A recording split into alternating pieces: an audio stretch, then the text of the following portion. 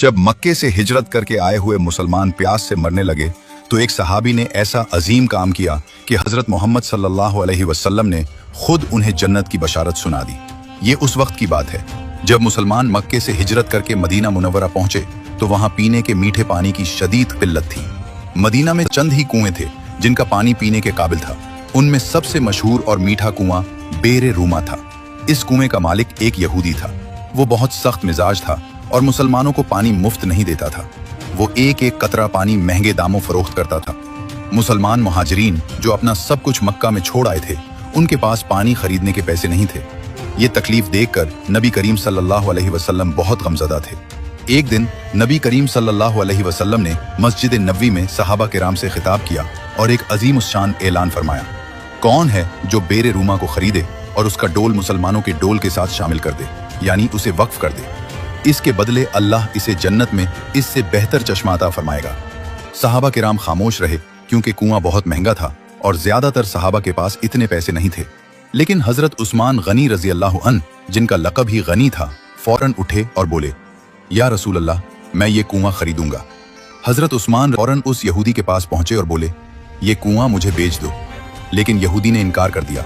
उसने कहा, यह मेरी कमाई का सबसे बड़ा जरिया है, मैं इसे नहीं बेचूंगा।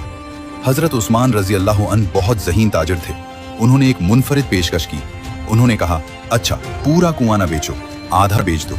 यहूदी ने पूछा, आधा? ये कैसे होगा? हजरत उस्मान ने कहा, एक दिन कुआं तुम्हारा होगा, एक दिन मेरा। यहूदी ने सोचा कि उस्मान एक बड़े ताजिर हैं, उनके दिन ज्यादा गाहक आएंगे। अगले दिन मेरी बारी होगी तो वही लोग मेरे पास भी आएंगे। वो राजी हो गया। ये सौदा 12,000 दिरहम में तय पाया। ये उस वक्त की बहुत बड़ी रकम थी। जब हजरत उस्मान की बारी का दिन आता तो आप पूरे मदीना में ऐलान करवा देते, आज सब लोग जितना चाहें पानी मुफ्त ले जाएं। लोग दौड़े दौड़े आते, इतना पानी भर लेते कि 2 दिन तक काफी हो जाता। अगले दिन जब यहूदी की बारी आती तो कोई भी उसके पास नहीं जाता क्योंकि लोगों ने कल ही 2 दिन का पानी मुफ्त भर लिया था। यहूदी का कारोबार बिल्कुल ठप हो गया। आखिरकार यहूदी खुद हजरत उस्मान रजी अल्लाह अन्हु के पास आया और गिड़गिड़ा कर बोला, तुमने मेरा कारोबार खराब कर दिया, अब बाकी आधा कुआं भी तुम ही खरीद लो। हजरत उस्मान मुस्कुराए और बोले, ठीक है। आपने बाकी आधा हिस्सा भी 8,000 दिरहम में खरीद लिया। नबी करीम सल्लल्लाहु अलैहि वसल्लम बहुत खुश हुए और फरमाया, उस्मान, अल्लाह ने तुम्हारे लिए जन्नत में ऐसे चश्मे तैयार कर दिए हैं जिनका तुम्हें अंदाजा भी नहीं। आज भी मदीना मुनव्वरा में बेरे रूमा कुआं मौजूद है। आज भी उसके आसपास हजरत उस्मान के नाम से खजूरों के बागात हैं। सऊदी हुकूमत के रिकॉर्ड में वक्फे उस्मान बिन अफ़्फ़ान के नाम से एक बैंक अकाउंट मौजूद है। इन बागात की आमदनी से गरीबों की मदद की जाती है। जब रमजान के बाबरकत महीने में इफ्तारी के वक्त एक भूख से निढाल मुसाफिर हजरत मोहम्मद सल्लल्लाहु अलैहि वसल्लम के पास पेश हुआ तो एक गरीब सहाबी ने मुसाफिर की ऐसी खिदमत की कि कुरान में उन सहाबी और उनके घर वालों की तारीफ हमेशा के लिए महफूज कर दी। की बात है जब मस्जिद नबवी में नमाज असर के बाद एक मुसाफिर हाजिर हुआ। उसका चेहरा पीला, लिबास फटा और हालत बेहाल थी। वो नबी करीम सल्लल्लाहु अलैहि वसल्लम के पास आया और गिड़गिड़ाकर अर्ज करने लगा, या रसूल अल्लाह, मैं भूख और प्यास से निढाल हूँ, मेरी मदद फरमाइए। आप सल्लल्लाहु अलैहि वसल्लम का दिल भर आया। आपने घर पैगाम भेजा तो हजरत आयशा रजी अल्लाह अन्हा ने जवाब दिया कि घर में सिर्फ पानी है। आप सल्लल्लाहु अलैहि वसल्लम ने सहाबा की तरफ देखकर फरमाया, आज रात इस शख्स को कौन अपना मेहमान बनाएगा? अल्लाह इस पर रहम फरमाएगा।